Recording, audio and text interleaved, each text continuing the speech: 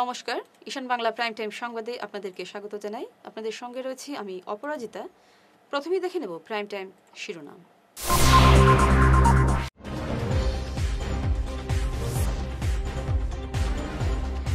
বাংলাদেশে হিন্দু নির্যাতনের বিরুদ্ধে কালাই নিয়ে প্রতিবাদী ধর্ণা।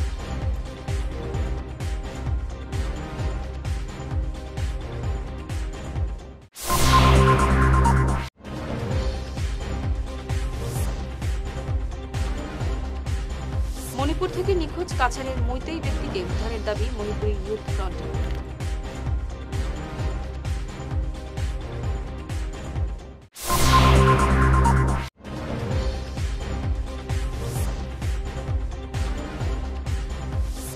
বিধায়ক পদে শপথ নিলেন বিহার রঞ্জন দাস সহ 5 জন।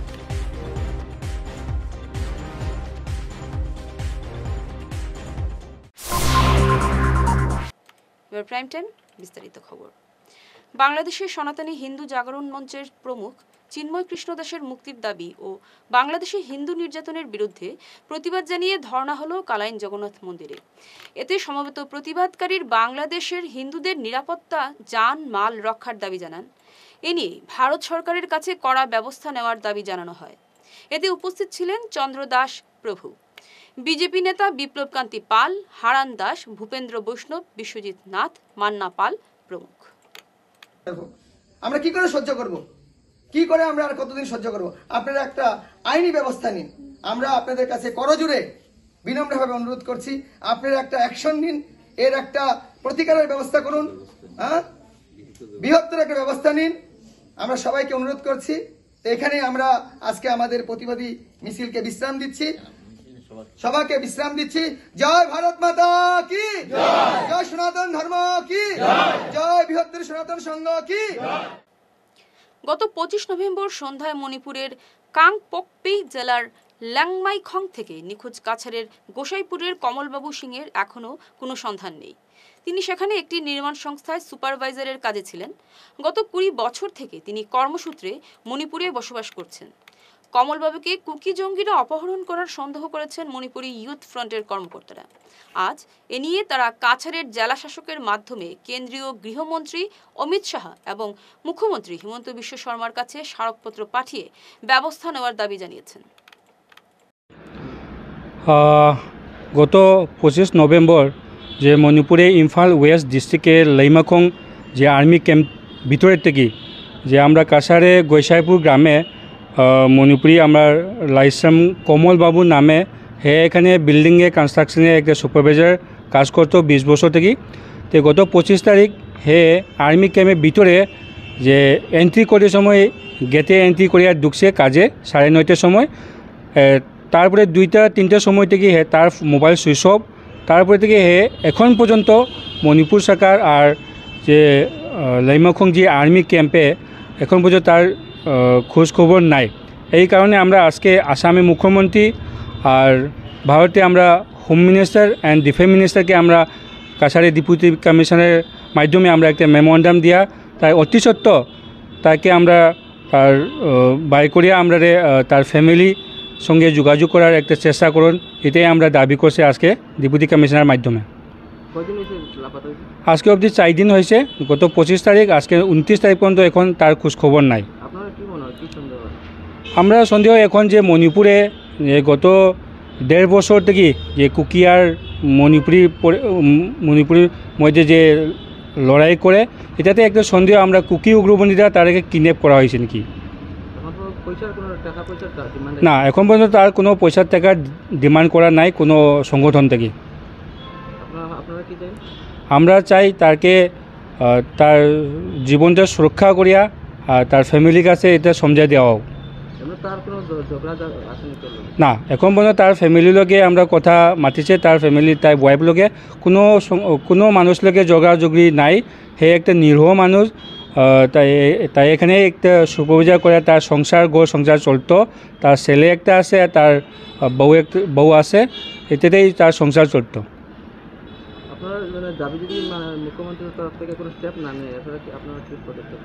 তাহলে আমরা এটা তো ঘটনা তো মণিপুরে ঘটছে। আমরা মণিপুর সরকারকেও আমরা দাবি জানাইছে, যদি আমরা মণিপুর সরকার আমরা আশ্বাস দিচ্ছে যে আজকে অবধি তাই ব্যয় করার জন্য, কিন্তু আজকে সময় শেষ হয়ে যায়। যদি না হয় তে আমরা বৃহত্তর আন্দোলন করার আমরা চেষ্টা করব। অসম বিধানসভার সদস্য হিসেবে আজ শপথ নিলেন ধলাইয়ের নবনির্বাচিত বিধায়ক নিহার রঞ্জন দাস। একই সঙ্গে উপনির্বাচনে নির্বাচিত আরও 4 বিধায়ক আজ শপথ নিলেন। বিধানসভা কক্ষে আজ এই শপথ গ্রহণ অনুষ্ঠানে উপস্থিত ছিলেন মুখ্যমন্ত্রী হিমন্ত বিশ্ব শর্মা। মিজোরাম থেকে কোকরাঝাড় যাওয়ার পথে 50 লক্ষ টাকার সেগুন কাঠ বোঝাই লরি উধাও করে দিল দুষ্কৃতীরা। তবে পুলিশ উদ্ধার করেছে সেগুন কাঠ বোঝাই ওই লরি। আটক করা হয়েছে 3 যুবককে।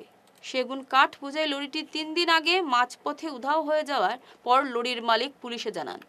তারপর পুলিশ তদন্তে নেমে ভারত বাংলাদেশ সীমান্তবর্তী জালালপুরের তারাপুর এলাকা থেকে মুনিম নামের এক যুবককে আটক করে এবং তাকে জিজ্ঞাসাবাদ চালিয়ে সেগুন কাঠ বোঝাই লরিটি মেঘালয়ের সিমেন্ট কারখানা থেকে উদ্ধার করে পুলিশ।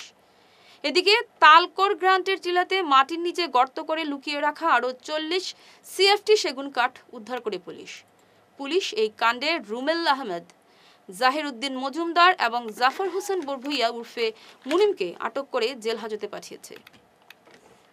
সঙ্গে থাকুন, ফিরছি ছোট প্রাইম টাইম বিরতির পর।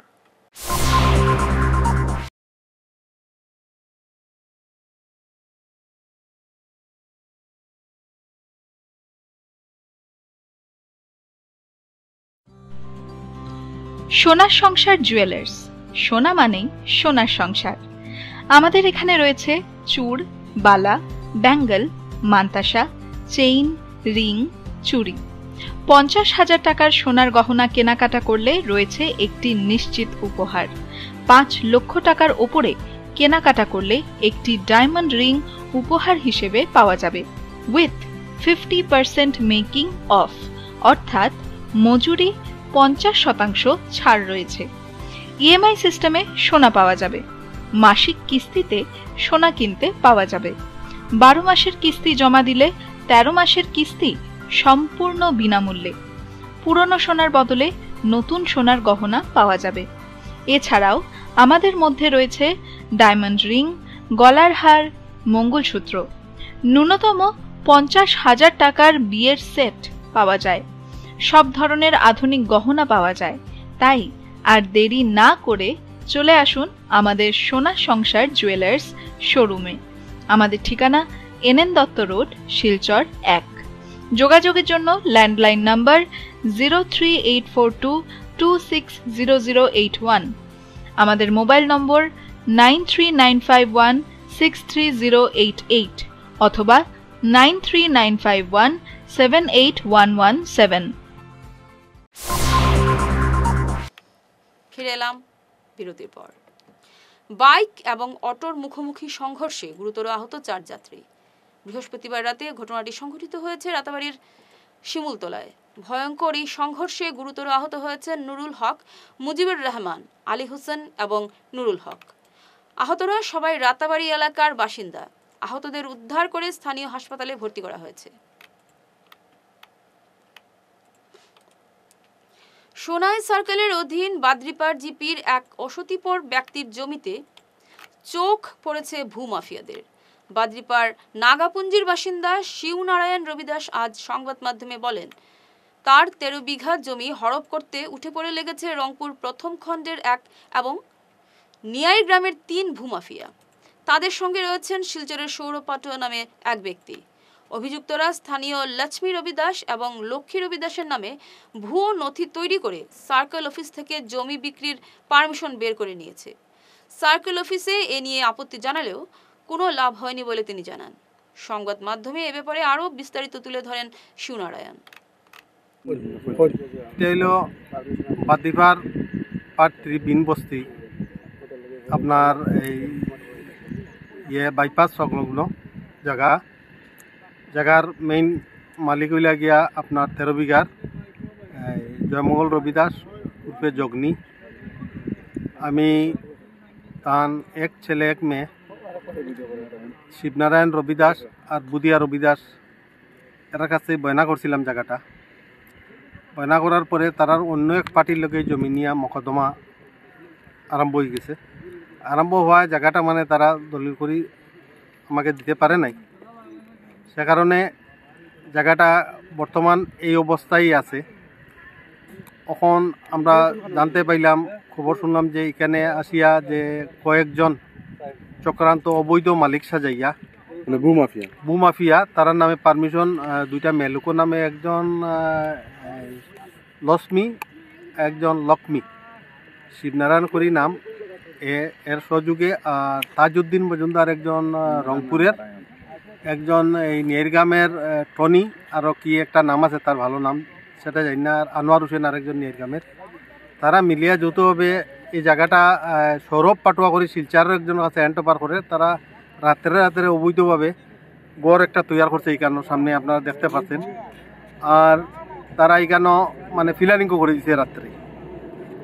এর কারণে এই জায়গাত পারমিশন না হওয়ার লাগি বা এটা ফয়সালা না হওয়া পর্যন্ত কোনো দলিল না হওয়ার লাগি আমরার এই সোনাই, লক্ষ্মীপুর, শিলচার সার্কল প্রত্যেকটা জায়গাত দেওয়া আছে, আপনার অবজেকশন দেওয়া আছে, নো অবজেকশন দেওয়া আছে।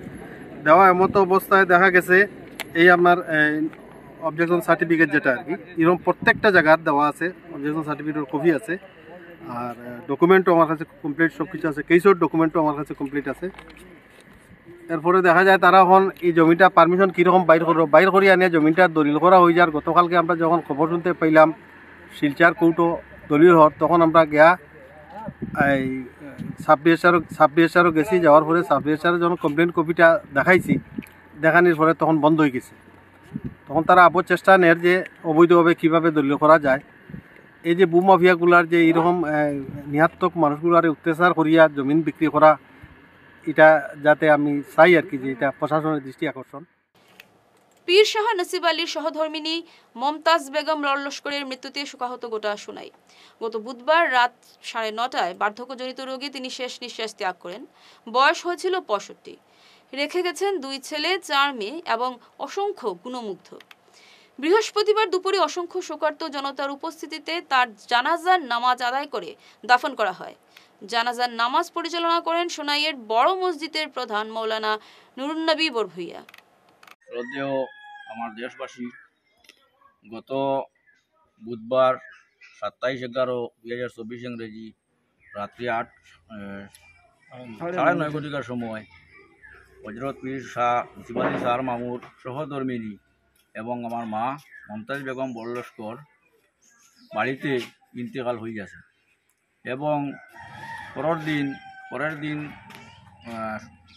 2 ঘটিকার সময় জানাজার নামাজ অনুষ্ঠিত হইয়াছে। জানাজার নামাজ পাঠ করাইছেন সোনাই বড় মসজিদের ইমাম হজরত মৌলানা নুরুন্নবী বরভুইয়া সেঞ্জারবাড়ি। আমি আমার এই মার পক্ষ থাকিয়া, মোকাম কমিটির পক্ষ থাকিয়া আমার মায়ের দেশবাসীর লগে নসিব আলী স্যার থাকা অবস্থায় দেশ বিদেশ থেকে আগত ভক্তবৃন্দ কানিকানো আইতা তাই আমার মায় এরার হাদি খেদমত করিয়া গেছেন এবং আমিও হাদি খেদমত করিয়া যাই। আর যদি আমার মার পক্ষ থাকিয়া এখানো দেশবাসী যারা আইসুন এরার কথাবার্তার দিক দিয়া কোনো ভুল ত্রুটি হইয়া থাকে, আল্লাহর ওয়াস্তে আপনারা মাফ করবা। এক ঝলকে প্রাইম টাইম শিরোনাম আরও একবার।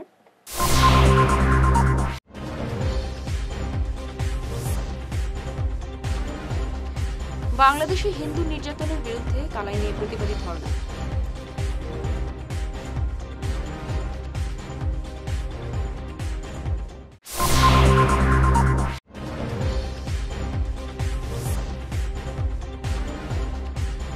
মণিপুর থেকে নিখোঁজ কাছাড়ের মৈতেই ব্যক্তিকে উদ্ধারের দাবি মণিপুরি ইউথ ফ্রন্টের।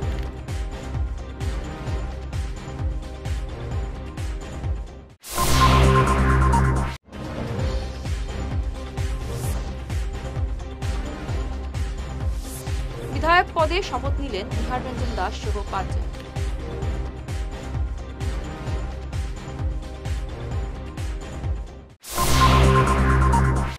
ঈশান বাংলা প্রাইম টাইম খবর আজ এ পর্যন্তই। নমস্কার।